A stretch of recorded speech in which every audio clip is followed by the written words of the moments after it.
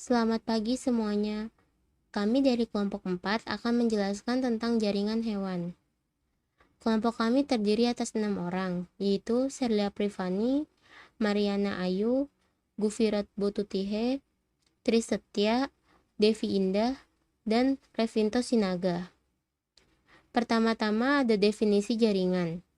Jaringan hewan merupakan sekumpulan sel-sel hewan di mana mempunyai sebuah bentuk serta fungsi yang sama sehingga membentuk jaringan pada tubuh hewan. Selanjutnya ada beberapa jenis jaringan hewan, yaitu jaringan epitel, jaringan otot, jaringan saraf, dan jaringan penyongkong. Yang pertama akan kita bahas yaitu mengenai jaringan epitel. Jaringan epitel merupakan membran atau kelenjar. Membran tersusun dari sel-sel yang melapisi permukaan luar atau membatasi permukaan dalam suatu rongga. Sedangkan kelenjar berkembang dari permukaan epitel dengan cara tumbuh ke dalam jaringan ikat di bawahnya. Seluruh jaringan epitel terletak pada suatu lamina basalis yang memisahkan epitel dari jaringan ikat di bawahnya, yaitu dari pembuluh darah dan jaringan saraf. Selanjutnya ada ciri-ciri jaringan epitel. Ciri-ciri jaringan epitel yang pertama terdiri dari sel-sel yang berisi atau bersudut. Yang kedua, sel-selnya tersusun dengan rapat. Yang ketiga, memiliki daya regenerasi yang tinggi untuk menggantikan sel epitel yang telah rusak. Yang keempat, memiliki tonjolan yang disebut mikrofili.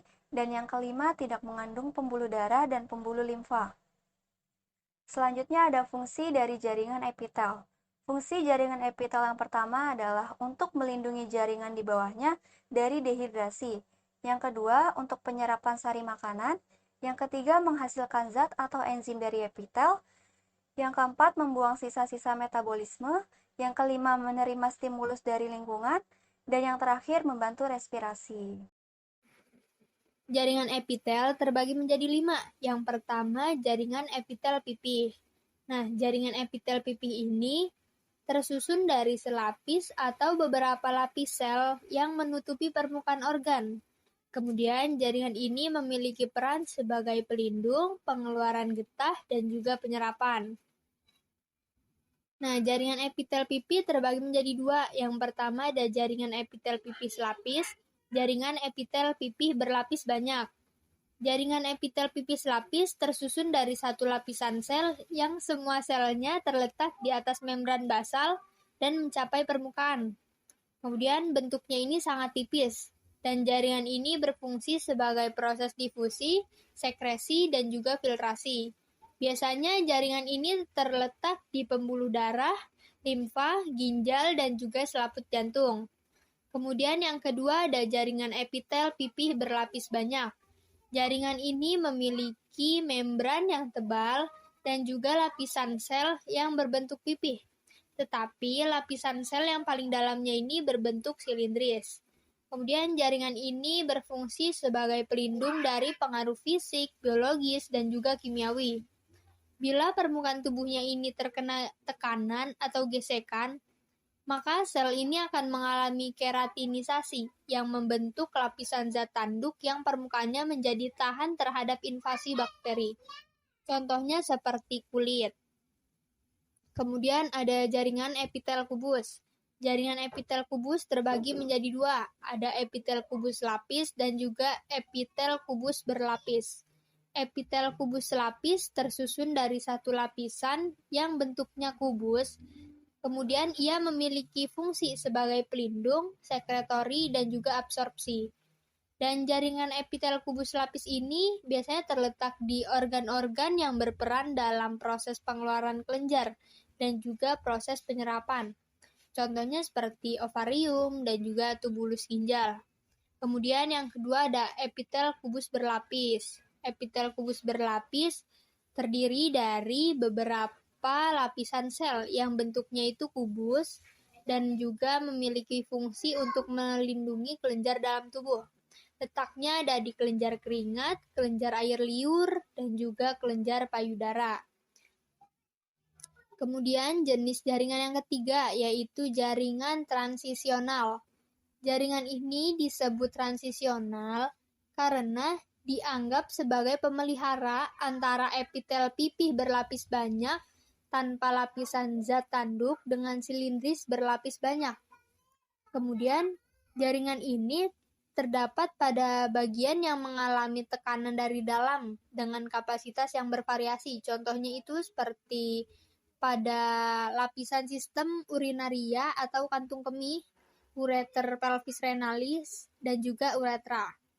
Kemudian jaringan ini ada 3 lapisan, yaitu yang pertama lapisan basal, yang kedua lapisan tengah, dan yang ketiga lapisan permukaan. Kemudian selanjutnya ada jaringan epitel silindris. Jaringan ini tersusun dari sel yang berbentuk heksagonal memanjang. Bentuknya ini sel tampak tinggi dengan inti berderet pada ketinggian yang sama dan juga terletak lebih dekat dengan permukaan basal daripada permukaan apikalnya. Ada 2 perbedaan silindris, yang pertama epitel silindris lapis dan juga yang kedua epitel silindris berlapis banyak. Epitel silindris lapis. Epitel ini tersusun dari satu sel yang bentuknya ini silindris di antara sel silindris umumnya. Nah, terdapat sel gobet, yaitu sel yang berbentuk seperti piala yang menghasilkan lendir. Nah, jaringan ini berfungsi untuk sekresi dan juga absorpsi. Kemudian yang kedua ada epitel silindris berlapis banyak. Epitel silindris berlapis banyak tersusun dari lapisan sel yang bentuknya silindris pada lapisan permukaannya, tetapi pada lapisan-lapisan basal relatif lebih pendek dan juga berbentuk polihedral. Kemudian jaringan ini berfungsi untuk perlindungan dari sekresi, contohnya pada uretra, laring, trakea, faring, dan juga kelenjar ludah. Kemudian yang terakhir ada jaringan epitel kelenjar. Jaringan epitel kelenjar tersusun dari sekelompok sel-sel epitel khusus untuk sekresi zat sekret yang diperlukan dalam proses fisiologi tubuh. Nah, proses sintesis zat sekret ini memerlukan kerjasama berbagai organel sel dan juga memerlukan energi.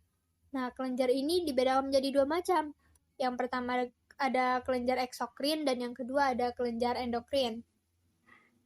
Kelenjar eksokrin fungsinya itu untuk menyalurkan sekretnya ke suatu permukaan tubuh. Hasilnya disalurkan melalui sistem saluran menuju ke permukaan tubuh. Sekret ini umumnya itu berupa cairan jernih seperti air yang mengandung enzim atau musin. Contohnya pada kelenjar lambung, kelenjar pankreas, kelenjar ludah, dan juga kelenjar keringat. Kemudian kelenjar endokrin. Kelenjar ini berfungsi untuk mengeluarkan sekretnya langsung ke dalam sistem vaskuler darah atau limfa. Kelenjar ini disebut kelenjar buntu karena tidak memiliki saluran sekret yang dikeluarkan berupa hormon. Kemudian epitel kelenjar endokrin ini dibedakan menjadi 2 tipe, yaitu ada tipe deret kelompok dan juga tipe folikel. Contohnya pada kelenjar hipofisis, kelenjar tiroid, kelenjar paratiroid, kelenjar timus, dan juga kelenjar adrenal. Selanjutnya ada jaringan otot. Jaringan otot merupakan jaringan yang berasal dari lapisan embrional dan disusun oleh sel-sel khusus yang mampu berkontraksi karena mengandung miofibril sebagai elemen kontraktil. Jaringan otot ini kira-kira dapat membangun 40% dari berat tubuh vertebrata, termasuk manusia. Fungsi jaringan otot pada hewan adalah sebagai alat gerak aktif yang menggerakkan tulang, karena kemampuannya berkontraksi. Otot dapat menyebabkan pergerakan suatu organisme maupun pergerakan dari organ dalam organisme tersebut.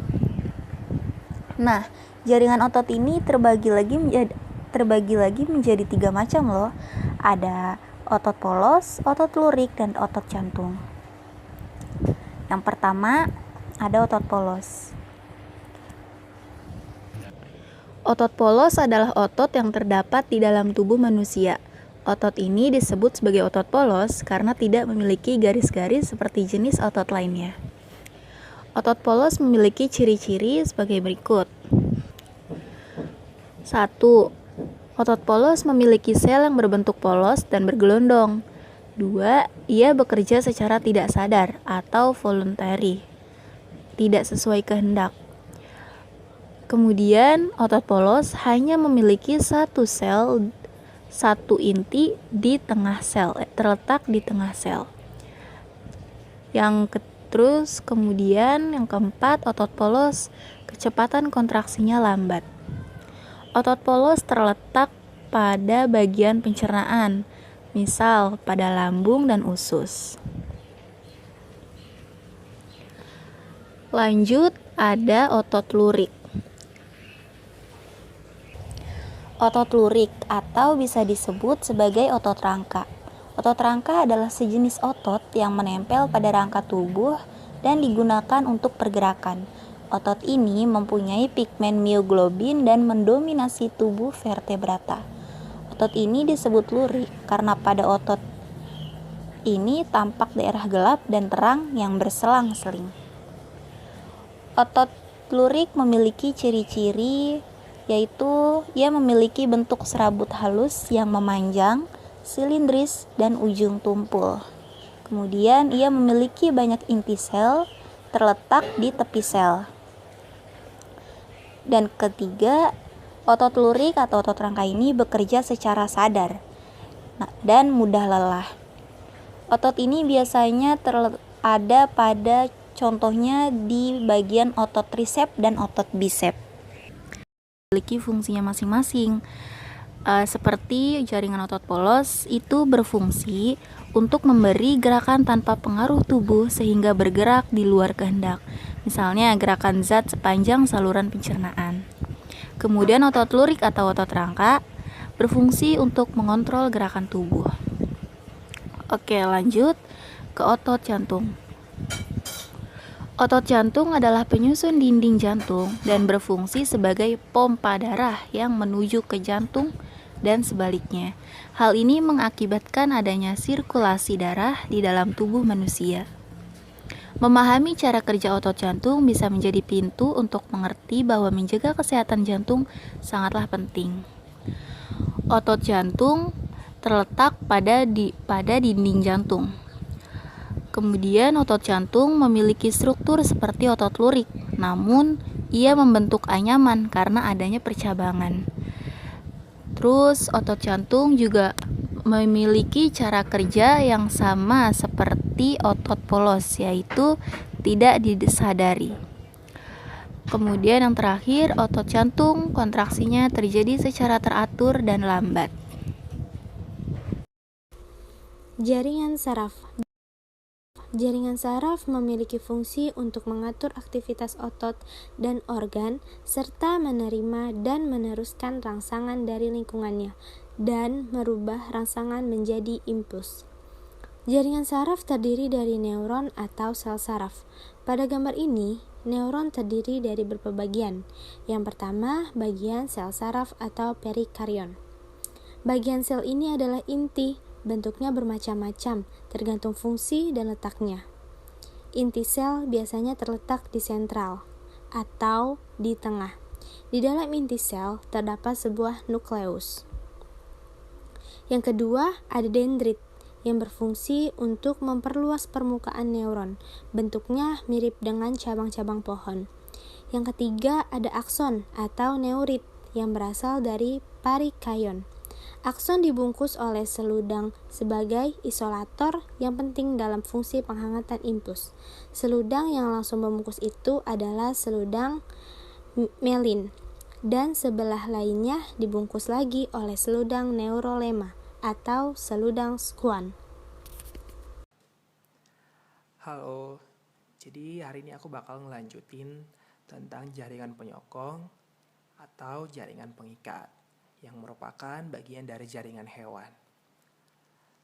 Kita di sini nggak bakal bahas tentang jaringan manusia, karena pada dasarnya jaringan hewan dan jaringan manusia itu sama.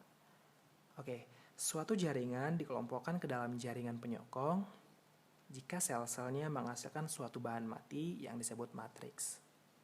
Sifat serta fungsi dari jaringan ikat itu ditentukan oleh sifat matriks interseluler tersebut. Berdasarkan sifat dari matriksnya, jaringan penyokong dikelompokkan menjadi 6 bagian. Ada jaringan adiposa, jaringan ikat padat, jaringan ikat longgar, tulang rawan, tulang keras, dan darah. Nah, yang pertama ada jaringan adiposa. Nama selnya adalah sel adiposit. Tapi kita sebelumnya harus tahu bahwa apa yang membuat manusia ataupun hewan obesitas itu bukan karena berat badan, melainkan karena keberadaan jaringan adiposa. Oke, apa sih jaringan adiposa itu? Karakteristiknya dan kegunaannya bagi tubuh manusia. Jadi jaringan adiposa adalah jaringan ikat yang terdiri dari sel lemak atau sel adiposit. Karakteristiknya terdiri dari sel lemak, sel darah putih, fibroblast, dan sel endotel. Nah, buat teman-teman yang belum tahu apa itu sel endotel adalah sel yang membatasi seluruh sistem peredaran darah, mulai dari jantung, pembuluh darah besar, sedang, dan kecil.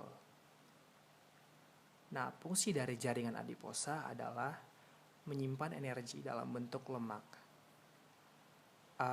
Jadi, tumbuh-tumbuhan, hewan, dan manusia memiliki cara tersendiri dalam menyimpan energi. Contohnya tumbuh-tumbuhan menyimpan dalam bentuk umbi-umbian, akar, batang, dan bunga. Sedangkan manusia menyimpannya dalam bentuk lemak. Terus fungsi dari jaringan adiposa selanjutnya adalah menghasilkan hormon untuk membantu proses metabolisme. Jaringan adiposa ditemukan di bawah kulit, di antara otot, di sekitar jantung, ginjal, dan usus, bersentuhan langsung dengan pembuluh darah. Jaringan adiposa ini ada 3 bagian lagi, yaitu jaringan adiposa putih, coklat, dan krem. Terus ada yang kedua, yaitu jaringan ikat padat. Jaringan ikat padat terbagi menjadi 2, yaitu jaringan ikat teratur, ada jaringan ikat tidak teratur. Nah, jaringan ikat teratur dibagi menjadi 2, yaitu ligamen dan tendon. Ligamen adalah penghubung tulang dengan tulang, sedangkan tendon adalah penghubung tulang dan otot. Sedangkan jaringan ikat tidak teratur, yaitu fascia atau selaput pembungkus otot. Ciri khas dari jaringan ikat adalah mempunyai komponen seluler yang lebih sedikit bila dibandingkan dengan substansi interselulernya. Jaringan ini terdiri dari sel matriks dan matriks ekstrasel. Dalam matriks ekstrasel terdapat jaringan penyambung yang dapat berfungsi sebagai penyokong, pengikat, pengisi, pembungkus, penyimpan, pertahanan, dan transportasi nutrisi pada berbagai jenis hewan. Nah, jaringan epitel, otot, dan jaringan saraf satu sama lainnya dihubungkan oleh jaringan penyambung. Jadi saling berhubungan ya antara jaringan epitel, otot, dan jaringan saraf. Terus kita lanjut ada yang ketiga, yaitu jaringan ikat longgar atau tadi yang disebut dengan fascia. Jaringan ikat longgar memiliki serabut kolagen berwarna putih, serabut elastis, dan serabut retikulum. Contoh selnya adalah fibroblast, sel plasma, dan sel makrofag. Fungsi dari jaringan ikat adalah membungkus organ-organ tubuh, pembuluh darah, dan saraf. Terus kita lanjut, ada yang keempat, yaitu jaringan tulang rawan. Jaringan tulang rawan tersusun oleh kondrin, yaitu terdiri dari air dan berbentuk gel. Jaringan tulang rawan adalah jaringan penghubung yang keras namun fleksibel dan bisa kita temukan pada bagian luar telinga dan bagian ujung hidung. Jadi teman-teman bisa cek sendiri ya, di bagian luar telinga dan di bagian ujung hidung itu kayak lembek gitu, itu namanya tulang rawan. Oke, terus kita lanjut jenis tulang rawan, yaitu ada 3, hialin, fibrosa, dan elastis. Hialin adalah jenis tulang yang paling banyak ditemukan pada tubuh manusia. Contohnya laring, hidung, iga, dan trakea. Teksturnya lebih lentur dan elastis. Meski begitu, hialin bisa menahan tekanan hingga batasan tertentu. Terus yang kedua ada jenis tulang rawan fibrosa. Jenis tulang ini bisa ditemukan pada tulang belakang atau vertebrae. Fungsinya adalah mengurangi gesekan antar sendi seperti yang ada di lutut.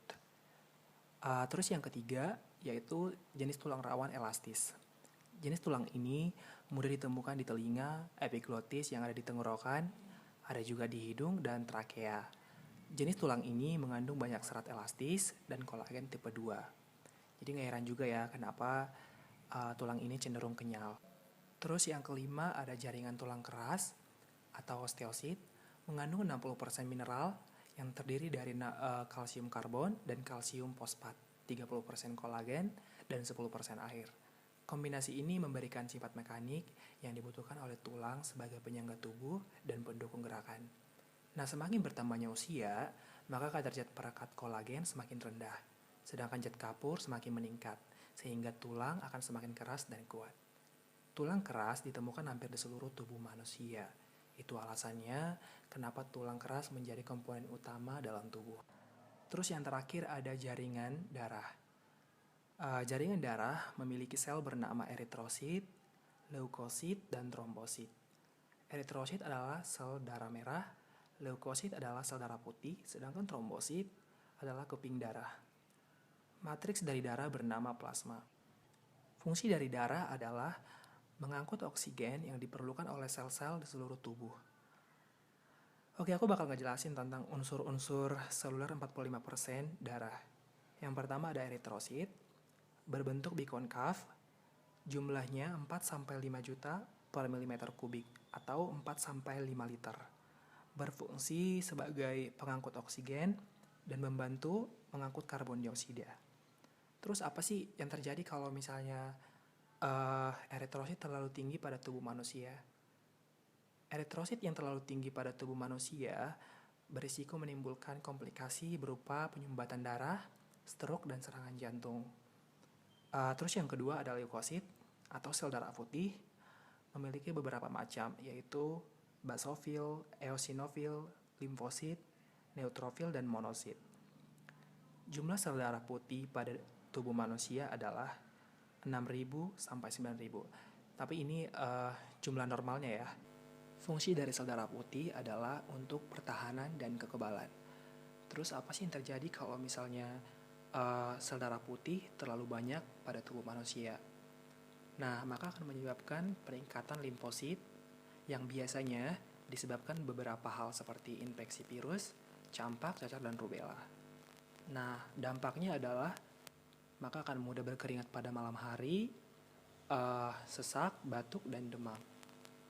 Oke, terus kita lanjut yang terakhir yaitu keping darah atau trombosit. Bentuknya seperti cakram, jumlahnya sekitar 200.000 sampai 400.000 per milimeter kubik dalam darah dan berfungsi sebagai penggumpalan darah. Terus untuk trombosit, apa sih yang terjadi kalau misalnya trombosit terlalu tinggi pada tubuh manusia atau dalam darah ya lebih tepatnya? Jika trombosit terlalu tinggi, maka dapat terjadi penggumpalan darah yang menyebabkan menyumbatnya pembuluh darah. Lanjut ke sesi pertanyaan. Jelaskan bagaimana sel-sel jaringan bereaksi ketika tangan tersayat oleh pisau. Bagaimana reaksi dari jaringan epitel, otot, saraf, dan darah sekaligus? Oke, sekian pembahasan dari kami. Kalau misalnya ada kekurangan, kami mohon maaf. Terima kasih ya buat teman-teman yang udah nyimak dan mendengarkan dengan seksama. Terima kasih.